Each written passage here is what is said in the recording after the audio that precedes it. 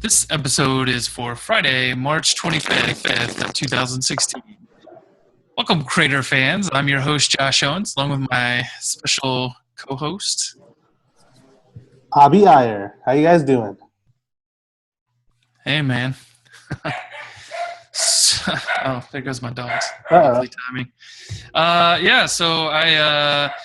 We had some issues, and I tried swapping out some mics, and I got a new camera now, so if you're watching the YouTube, you'll see that. But it seems like we're still getting a little bit static. I'm not sure what's going on there. I'm going to try to maybe after this show try to swap out some cables, see if that fixes it. I don't know. It's annoying. Yeah. Where's the AV department, man? Yeah. Calling the tech guys. Where the tech guys at? Oh, yeah, we're the tech guys. I forgot. Oops. That's awkward. So this week, welcome back to the show, Abby. Yeah, thanks for having me. I love coming on the show.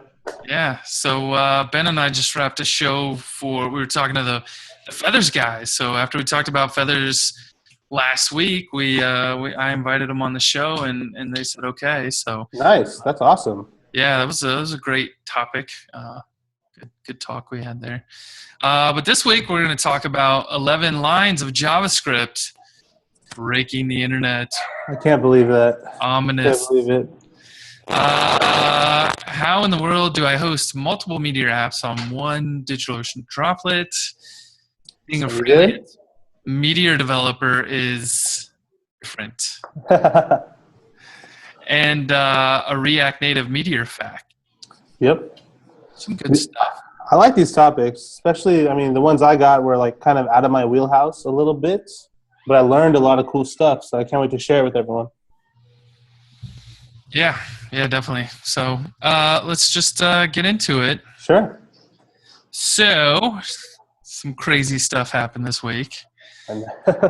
Broke the internet. Didn't really break the internet, but broke a bunch of Node apps. Anyone that's using Node itself or Able.js probably had trouble pulling stuff from NPM earlier this week. It turns out that there was a package that was published along with 249-ish other packages by someone, and what's his, Azer. So very prolific NPM package publisher. And there was a bit of a kerfluffle over one of his packages being named Kik, K-I-K. And apparently some lawyers from the instant messaging app Kik came along and said, you need to take that down. You're infringing on our trademark. We're gonna come after you if you don't.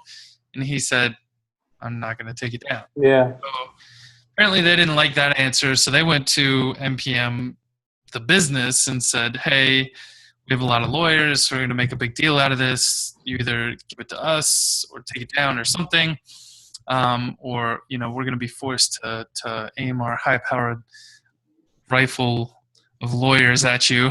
Yeah. I don't know how else to put that, but and so they took it down, and I guess Azer was pretty upset at that point. I think I would be too, right? Yeah. It's definitely not cool. Like, this is an open source project, and Yeah. I don't know. Certainly, like I've never been on the receiving end of any kind of legal threat like that. So I don't know what that's like, but he just decided to unpublish all his modules, and it turns out he had a little 11-line package called LeftPad that quite a few the other Node modules are relying on. Like we're talking a lot. This thing was fetched 2.5 million times just in the last month. Right, so this is a very relied upon package, and the fact that it got unpublished just kind of like broke everything, including Node itself and Babel. It's so crazy how like something as small as like putting padding on strings, which is like what the module did, right? Just like pads, it puts left padding on strings, And, you know, some node module authors just started running with it. And then now the guy unpublished it, which is, it's just so funny. Like, I never thought that there would be legal battles for open source names. I never thought that. Apparently, this company was trying to make their own modules called Kick or something. The Kick module, because their company's named Kick. And I can't believe they went with such force. Like, oh, we're going to sue this out of you. You know, like, it's kind of weird.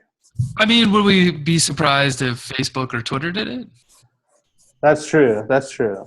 Yeah. If I had like the Facebook before Facebook was Facebook, I had like some module named Facebook something. Like, yeah, they'd probably come after you.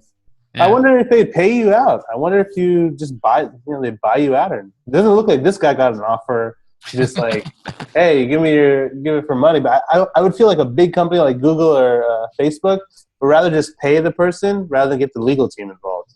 You know, it's like, yeah, like honestly, I'd happily move off a node module name for a 4-figure, 5-figure check. Yeah, that's a no-brainer. That's a no-brainer. Yeah. I think for this guy, it was about pride. I think it was just like he's done a lot for the community in terms of his modules, and I think some of it is just you know, he had a blog post and he talked about you know, he feels like I want to get the quote right. They ended up putting the module back up, by the way. Yeah. And kind of got everything fixed pretty quickly. So NPM did handle that part of it pretty well. This situation made me realize that NPM is someone's private land where corporate is more powerful than people, and I do open source because power to the people. And I think that's, to me, that's a pretty accurate sentiment to the take. Yeah.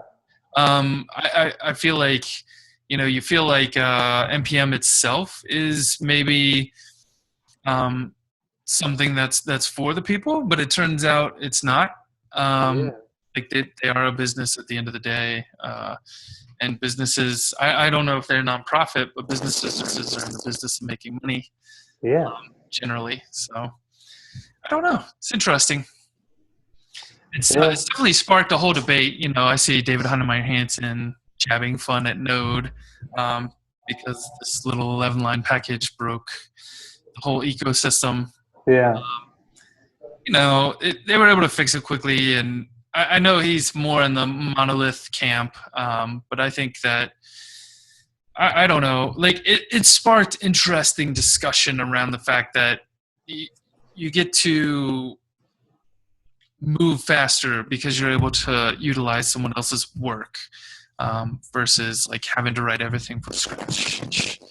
And you know, it's really interesting because looking at like Feathers.js versus Meteor in the podcast I just did with Ben, like, you know, that it's kind of the same thing, right? Like they're leveraging as much other people's work as they can. Yeah. They can just write the stuff that's core to what they're building or the architecture pattern they're kind of promoting here. And you know, I still think that's a smart thing to do. I think that in the end the situation was resolved. Like even if it's a 200-line you know, package, I think someone would have republished it somehow and maybe you update a bunch of things, but it worked out in the end. I find, you know, I'm not doing a great job at supporting all my open source stuff, and when I don't do that, someone comes along and forks it and does what they need to do, and other people figure that out and kind of migrate that way. Yeah. We don't really, I don't know. I see the Node ecosystem a little bit more like embracing true open source where like people are actually becoming contributors and stuff. On the flip side with Meteor, some Meteor packages will exist for like a day, and then the next day there'll be some split or some different variation, or, you know, a good example, not to get on those practical Meteor people, but they like took Mike's package and they made practical Meteor Mocha, and like I feel like in the NPM world, they would have figured out a way to make the module more, you know, elastic in terms of it could work for different use cases and stuff like that. I haven't seen this like concept a lot in the NPM community where, oh, this is a fork of this package that we just did a bunch of stuff. And then, there are a couple of things out there like there's an NPM module called Juice that helps people inline CSS. Well, there's like Juice 1, Juice 2, Juice 3, Juice 4. There's like people just fork it and they add little things to it. First, I don't know if that is productive for the ecosystem, especially since I know, like, Josh, you have a forms package. Aldita has a forms package. And then some other companies that I've met who are Meteor developers, they have their own forms packages. Abigail Watson has her own form package. See what I'm saying? Like, it's just like a thing. I don't know where the resolution there is, but this did bring a lot of like healthy debate about, like, at my company especially, we're like, oh yeah, so half the team was like, oh, that's why we build our own stuff, so we can only have to worry about our own mistakes and stuff. And I'm on the flip side saying, like, if we had to build all of our own stuff, you guys would be here till 3 a.m. every night working just to catch up, just to be where you need to be. Just because you could build it yourself doesn't mean you should. Right. And where does it stop too? Is kind of my thought there, right? Like, just because, like, is it okay to use MongoDB, or do we say, like, we got to write our own database, Yeah. Which I think is something you can certainly undertake at some point when it makes sense for your business if you need to, right? Like, certainly the people behind Cassandra, I think Twitter and Facebook were both kind of throwing efforts in there, or once you have scaling problems, you start to tackle those. But yeah, I agree. Like, to me, like, we're where we're at today with computing because of open source, in my opinion. And I think that will continue to move forward. So and the caliber of developers will only get better because of open source, because they get to use NPM modules. They get to learn something maybe like about the module that they would have had to go on a huge yak shave to learn. They can go look at a module, understand how the architecture was laid out. Then they don't have to go second guess it for themselves. They can adopt these things, and then they can be a better developer. So I think I would agree with that. I would almost compare it to the car industry, right? Like, if you look back at cars in the 60s or 70s, like, they were built in a way that people could look at them and understand the standards. Whereas now, like, everything's getting computerized and becoming proprietary, and you got to have this tool to be able to interact with the car's engine. So, I mean, like, things are going to get more and more complicated in that regard. And it's not really like open source, right? Like, Tesla's open source. Yeah. Interesting. Good stuff. All right. So next is my topic, and it's something that I never really actually think about on the daily, which is like how to host my Meteor app. And we had the last time I was on the show, we talked about hosting, and I feel like this is a perfect article that came out of a lot of discussions about the recent hosting changes with going from free to not free and all the drama. I remember in that episode I talked about like how I love Galaxy because I don't have to think about it. I don't have to do anything. It just does it for me. Well, we have this great article from a guy named Julian, and it's how do I host multiple Meteor apps on one DigitalOcean droplet.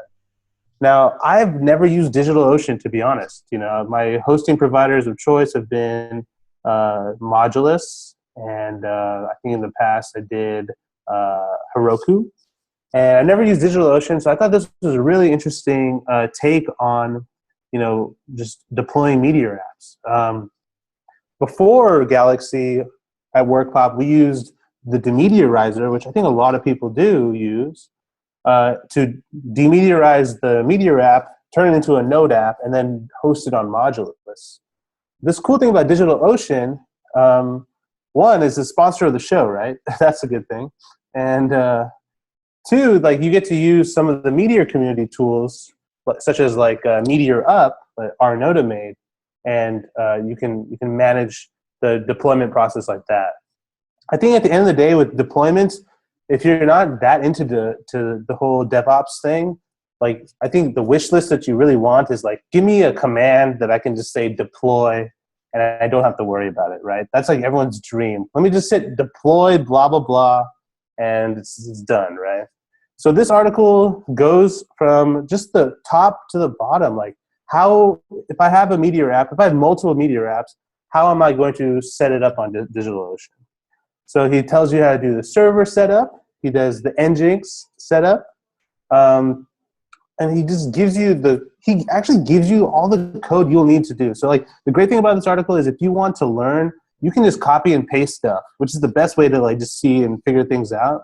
You can copy and paste his content, just see if it works for you. And he goes through all of it. He goes in depth into MupX, which is the Meteor Up tool I just described, and once again has a bunch of code for you to just copy and paste and see how it goes. And that's pretty much the life cycle of this article. It's really small, concrete, just blocks of code that have good descriptions on how to do things and how to just deploy on DigitalOcean, where at the end of the whole tutorial, you get that beautiful line that says MupX deploy, and everything works, right? So that's just the beauty of this whole DevOps process, especially if you're not into DevOps kind of like me. This was a great thing to learn just because I didn't understand all this stuff that you have to worry about, Like I never really thought about it because at my company, it's not my job to think about this type of stuff, Right.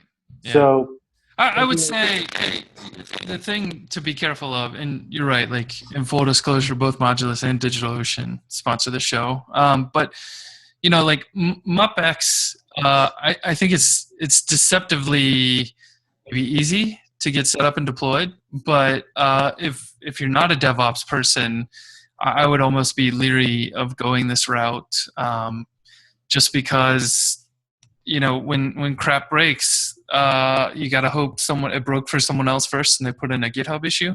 Yeah. If you're using MupX. So, I mean, you could feel under the gun, right? And you really want to understand some of this technology if you're going to take on the hosting yourself, right? So if I go and move my database to compose.io, then I'm now relying on them to do the support and make sure my crap works. Whereas if I host it myself, then when something breaks, I got to figure out how to fix it. So I think that's definitely like the difference for me. And he mentions let's encrypt at the end of the article, but I would say like, it should be part of this article. And in 2016, like let's encrypt. Like I saw a tweet the other day that's like, let's encrypt is definitely bending the curve upward on SSL adoption. Mm-hmm. And since there's no cost associated with it at this point, like you should do SSL, and you should consider donating as well if you're using it. So yeah. So I remember like you used Mup back a while ago, right? I remember. I still do. You still use Mup? Is that for Crater? Yeah, Crater. Actually, all my stuff's hosted on DigitalOcean at the moment. Oh, okay. Using Mup. And do you think it was a good like just developer experience? Off the bat, or for the most part. So I'll say, like, again, if you're not used to troubleshooting, like this could be a source of frustration for you. Like I did that training class back in mid-February, and we tried to do DigitalOcean with Mup and 1.3, and we hit snags, and I time boxed it to about 5 minutes. We couldn't get it fixed, and we just moved on and deployed to like Meteor deploy. I see. Yeah. So, I mean, just be prepared to spend that time troubleshooting and understanding what's going on, like looking through logs. Yeah. So that's the MupX side, but on the DigitalOcean side, since all your stuff's on DigitalOcean right now, what's the DigitalOcean developer experience for someone? I feel that's super easy. Like I log in, press a button, and like it spins up a box. I get an IP. It drops my SSH key on there for me. Yeah. I can SSH in as root automatically off the bat. It's pretty honestly. I feel a lot of tutorials and stuff will be revisited from like, I remember reading a lot about deployments months ago when people were just iterating on their deploy scripts like Mup and even ourselves, Demeteorizer. And now with the end of free Meteor hosting, a lot of people are going to have to learn these skills, right? Yeah. I think that DigitalOcean is probably the best place to go for a beginner and Mup, like this combo. Like, is there a good beginner? Yeah, I mean, so here's the thing. Like, I gave a talk at CreatorConf, and I just straight up said, like, don't do this. Just go pay Modulus, go pay Galaxy, go pay Heroku, go pay someone else to do this crap, right? Because chances are, if you're trying to build a real business, this is not something that you necessarily want to spend your time on, right? Yeah. Because it's not interesting, it's not unique, it's not part of your value proposition. Go spend your time building that for your business. Don't spend it building necessarily hosting. And I say that it's like do as I say, not as I do, right? Yeah. But I also enjoy this stuff, right? So I ran webpulp.tv, a podcast for the longest time.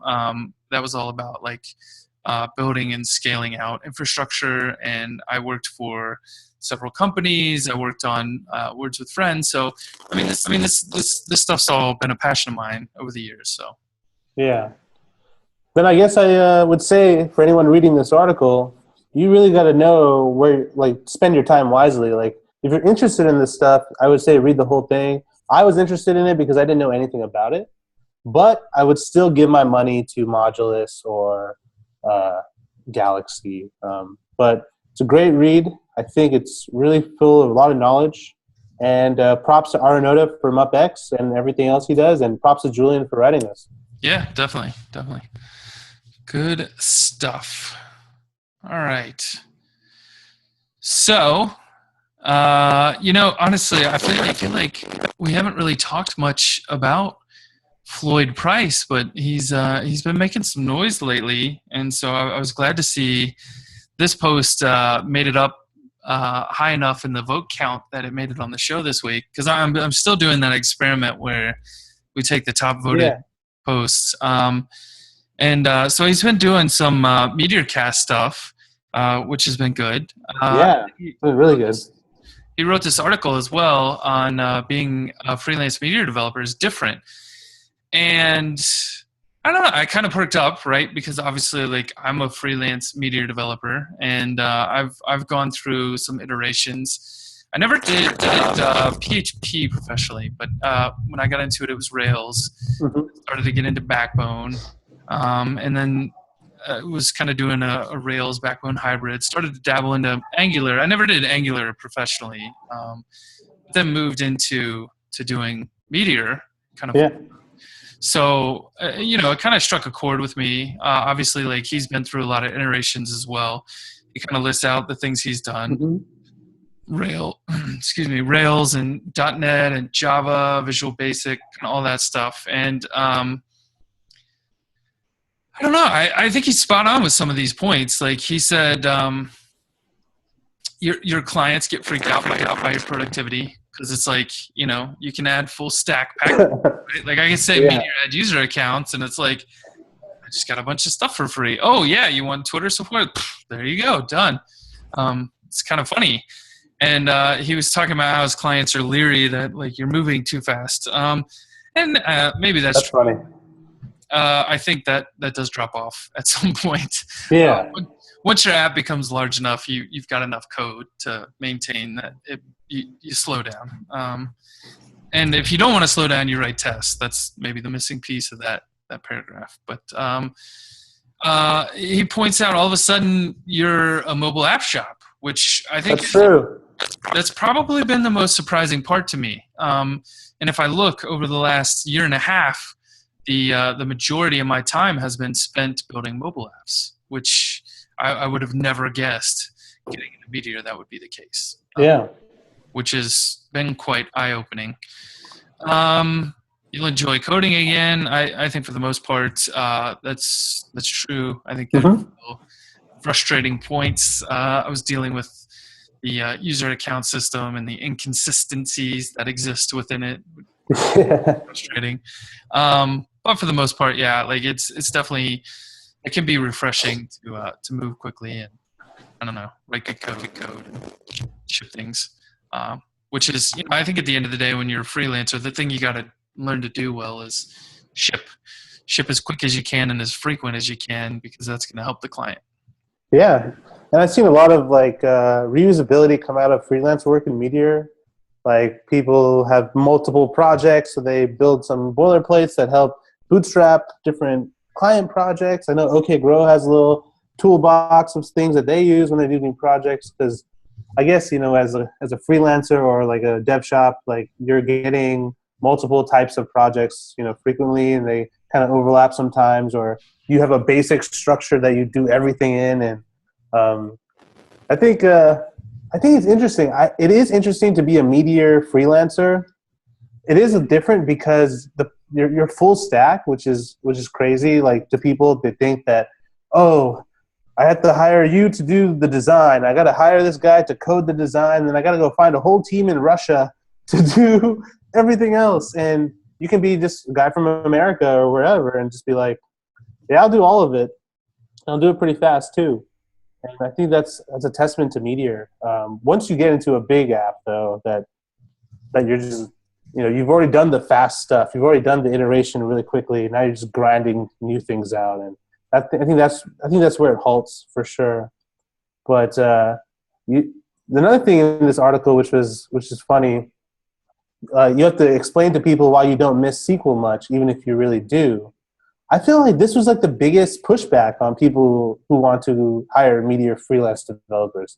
I thought they didn't think Mongo could scale or all this stuff. It always or any relational DB vendor is better, so they're unsure about Meteor. I remember you having some conflict with a client of yours because you guys were using Mongo, right? And they didn't think it was going to be right for them. Yeah. Well, I maybe when I was at Differential, we had that question a lot. I could see that, but there was a shift maybe almost 2 years ago, where I noticed more people were coming because they wanted to use Meteor, and there was less selling on, hey, you should try Meteor. I think it's a smart thing for your business, but you're getting a lot more like, we need you to build this Meteor app, which I think changes that particular piece of the story. But I'm starting to notice maybe a trend towards the decline of like Meteor focused people coming along. They're more just, I need an app built, whatever works, like we'll go with what you suggest. So I don't know. Things are swinging back and forth, I guess. It's interesting. Yeah. This was a good article. I've never stopped to think about these little differences, but they're good. Yeah. I guess I have, right? Like I do a talk called Why Meteor, and I talk about like building things faster and getting them launched and that kind of stuff. So it's along the same lines. Have you ever had a freelance project that was like Meteor based, right? Where maybe the owners of the project were technical and they had their own opinions on how to build a Meteor app, but they don't know how to build Meteor apps? No. So I'll say we came close. When I was at Differential, we had Max from White Rabbit in Japan, and he was wanting to hire Differential. And I feel like that was maybe the case there. Like they were building Meteor apps and they wanted to augment their team. And so maybe that would have been the case. But other than that, not really. I find most people are wanting to build brand new things, or they maybe have a developer that's left and they need to replace them. And so those are the majority of the leads I get. That's good. Yeah. I mean, you kind of position yourself as like a Meteor guru type deal. So like, do you mostly get Meteor type projects? I did. But, it's weird because I had one big project for a year, and then like that kind of slowed way down, and so the in between, I started doing a lot of training and conferences and that kind of thing, and that kind of helped keep the money flowing in, so it wasn't too bad. But now I'm back to doing a lot more Meteor freelancing stuff. Cool. So yeah, I would say though, like the last two clients that have come in just want something built and they don't care how it's built. A lot less Meteor specific work coming in. But I'm trying to change that as well. I've got a code review service. I got to get the page up for it, but $450 you get a code review that comes with a video of me like telling you what's wrong with the app and what needs fixed, or what's good with the app. And so you get a lot of suggestions. My dog's very upset. She doesn't like the price for the code review, dude. I'm just kidding. I No, find that's the sweet point for the that price. is a sweet point. A company I worked in the past, we got charged 1.2K for some nobody to review our code, we paid, which at the end of the day was just footnotes of, yeah, you should put a semicolon here. Like, oh, thank you, thank you for all your help. No, Here's $1,000. You yeah, know? I find the majority of my code reviews reveal like glaring security holes, where I'm like, you pretty much have truck-sized security holes that we can drive a dump. Yeah, So you should fix that. yeah. That That's actually opens up one more point that I want to say is like, Meteor freelancing is not necessarily client work. Right? It's code review, it's teaching, it's conferences, it's so much more than that. And because Meteor is so fast, it actually allows you to iterate quickly on a conference, for example, like the Creator Conf, which was super awesome, by the way.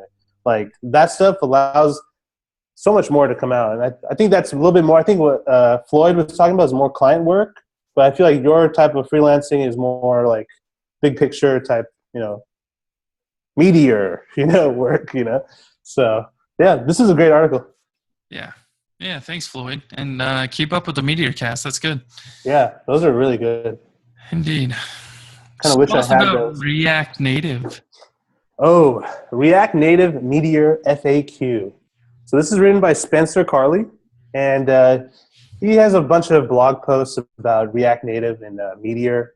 And he just wanted, I guess, like, in Medium, when you write blog posts on Medium, and I do a lot, you get a bunch of the same questions from a lot of people. And they either email you or they tweet you or they message you via Skype or Slack. And they always ask the same question. So I really appreciate, I should do a FAQ type thing on the Meteor Redux tutorial that I did. But for him, he just put all these questions in one spot. And there are actually some good talking points here. I'll go through a couple of them. Some of them are just, like it's like no brainer, but I'll go through the ones that I thought were really interesting. So like we at WorkPop have a native mobile app. Mm-hmm. And some of these points that he said they go the same for the native app. So the first point is make sure your React Native app is pointing to the correct URL for your Meteor app, right? And we struggle with this a lot at WorkPop because we have like 3 or 4 environments.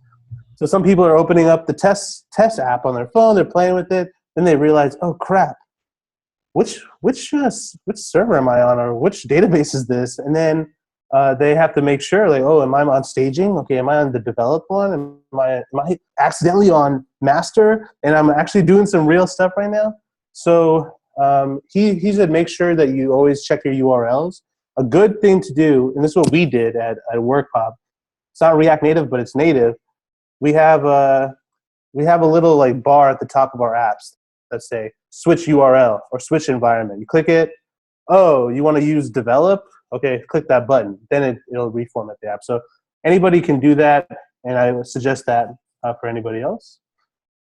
Here's another one, which I think anybody who's making like Meteor mobile apps will know, is like when I try to subscribe, I get an error that says invalid state error.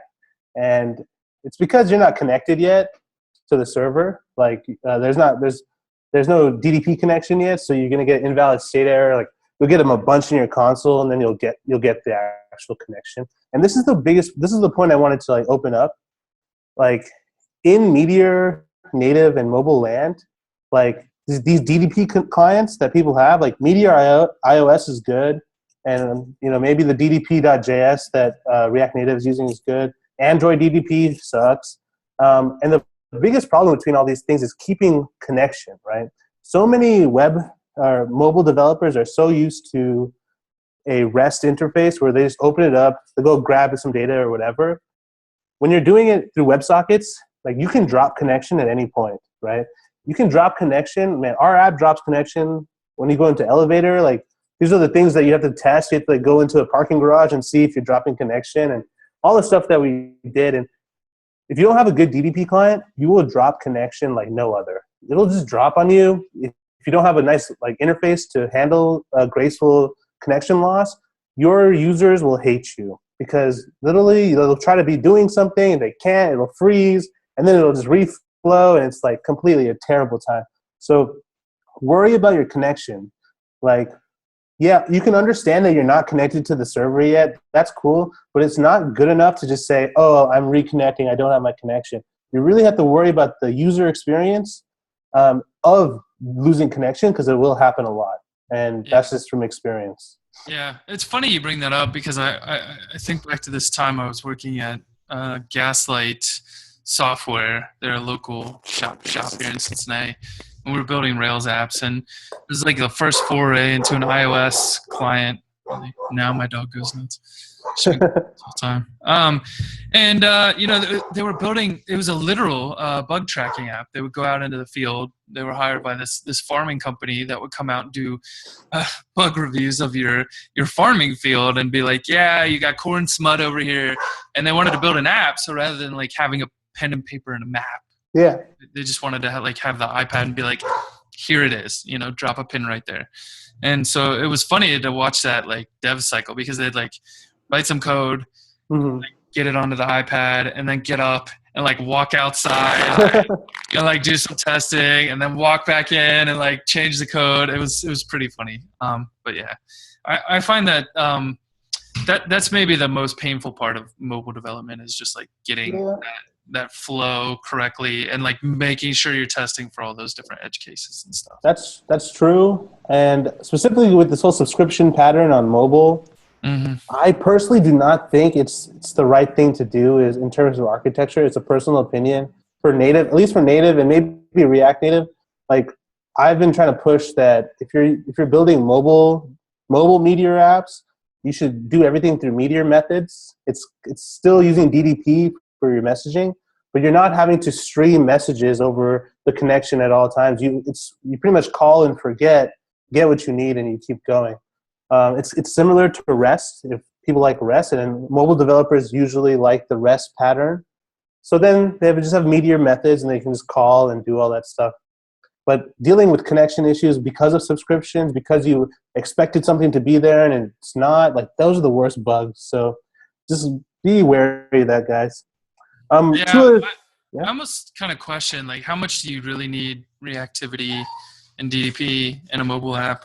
Yeah, really. Like, is this Uber? Yeah. I think there's very few use cases where it matters. But I mean, I guess if it does matter, this article is good for you. Yeah. So then two other points that I really want to bring up are, can you do hot code push? That was a big question that I've gotten from people who want to use React Native and Meteor. Like, do I still get hot code push? Because technically it's compiling into an app, not JavaScript. And yeah, as Spencer notes, that there are like a couple of third-party places, like such as App Hub or Code Push, that allow you to handle hot code push. But it's the same type of limitations that you would have in Meteor or Cordova land.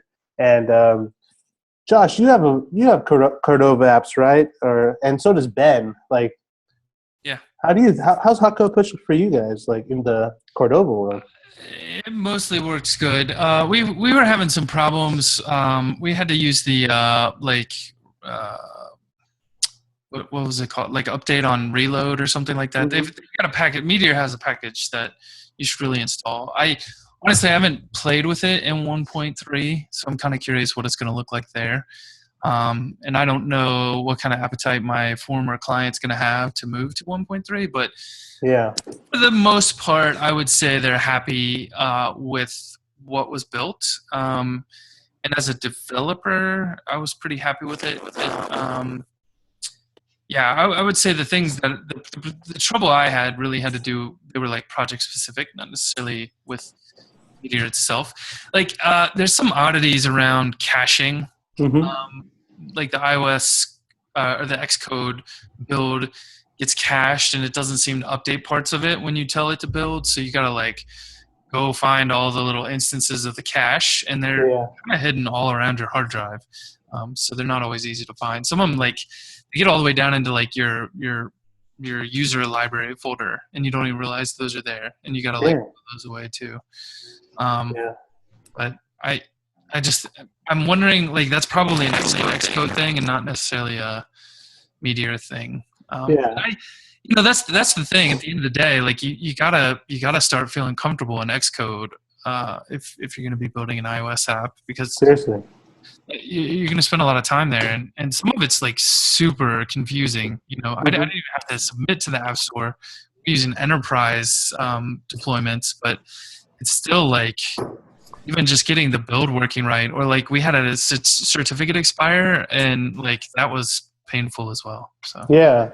I feel like when you build mobile apps, even if you're using Meteor, you have to approach it like a mobile developer as opposed to a Meteor developer, because the same rules don't really apply, like there's a bunch some of do, some curveballs. don't. Some do, some Yeah. don't. One thing that I loved about this blog post, and one thing I love about Meteor in general, is mini Mongo. And so, like, there's this mini Mongo cache that you can use for React Native. So, allows you to use the same type of data store like that. And one thing our mobile developers are really missing out on is having a client-side cache for their data. But, they're managing a lot of stuff in memory, and, it's essentially they're like recreating little data stores. But it'd be nice to just have a standard solution for client data stores on either mobile devices or non-Meteor apps that are, just web. I know, so there was some mini Mongo discussions between Sashko and Pete Hunt. And Pete actually implemented just a standalone NPM module that implements mini Mongo on the client. So you guys can check that out if you're, in JavaScript land. But check out the React Native mini Mongo cache, and that'll probably help you out in terms of that client-side data store. And that's pretty much this article. There's other points like boilerplates and such. I just wanted to bring up the points of connection and making sure you're in the right, the app state is right where you are, because those things transcend React Native and not. Actually, I really look at this article, I see it as a Meteor mobile development article. It just so happens to use React Native. A lot of the principles are very, very similar between React Native, Cordova, and native development. So I think it's just approaching it as a mobile developer, like get yourself out of the web mentality and get into a mobile mentality. And I think you'll have a really successful app, whether you pick Cordova or, React Native and PhoneGap or whatever. Yeah. So. Yeah, I would agree. And if you go read this article at the bottom, it looks like Spencer is thinking about writing a book.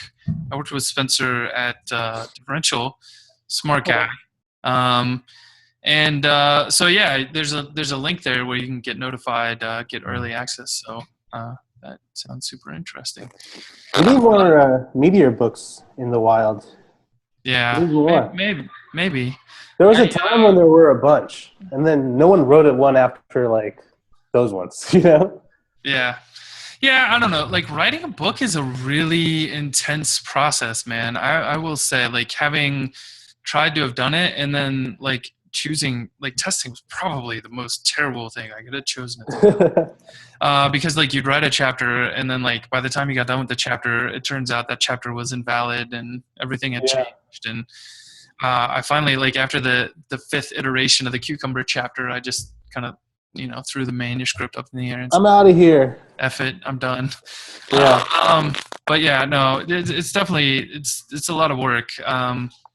I prefer the live training and video myself because I feel like it's maybe easier to produce in the long run than writing words. But it could be interesting. Like I'm not really looking at Meteor anymore for mobile. I'm actually looking at Feathers now. So cool. I'm going to start playing with Feathers.js and React Native over the weekend and see how that pans out. It'd be interesting. Yeah. React Native, man, just blowing up. I think anyone should just learn it just for the sake of like your career, I guess, just because things are moving a certain way. So. Yeah. Like I was watching Ken Wheeler. Like I'm going to be doing. There's actually going to be another CreatorConf happening this year, and it's going to be focused on mobile. So nice. And React Native. And I was talking to Ken Wheeler about it, and like just go watch his talk, and like the things that they were doing at Walmart to like build their pharmacy app was super interesting. Yeah. And they were able to take what they learned from React and kind of apply it to building mobile apps. So pretty awesome. That's awesome. Nice. Cool. All right, guys. Well, that's our show for this week. Thank you, Abi, for being here. Really appreciate Anytime, man. Yeah. Anytime. And as always, modulus.io and digitalocean.com are our sponsors. If you need hosting, if you want to go more of on the cost-effective side and build your own structure, you can go with DigitalOcean. If you want a little more turnkey, you can look at Modulus. Two great options. So yeah. Awesome. And then as always, if you want to support here, Patreon, patreon.com/Meteor Club. And $10 will get you into the Space Dojo Slack channel. And I'm actually thinking I'm going to put up a new target. So if we get up to 1,500 a month in patrons, then I'm going to start a Space Dojo, like a once a week Space Dojo Code Kata video series. Well, maybe once a week, we'll see. But that'd be cool. Yeah, I'm kind of excited about that. So nice. That'd be awesome. Awesome. Yeah. All right. We'll see you next time. I'd say next week, but I don't know who's gonna be here. Yeah. I'll see you when I see you. Yeah. All right, Abi. All right. See you, man. Tune in next week, guys. Yeah. This video has been a Space Dojo production. You can click the Learn More button to find out more about us at spacedojo.com. Or you can click the subscribe button to get notified about new videos we put out each week. Thanks for watching.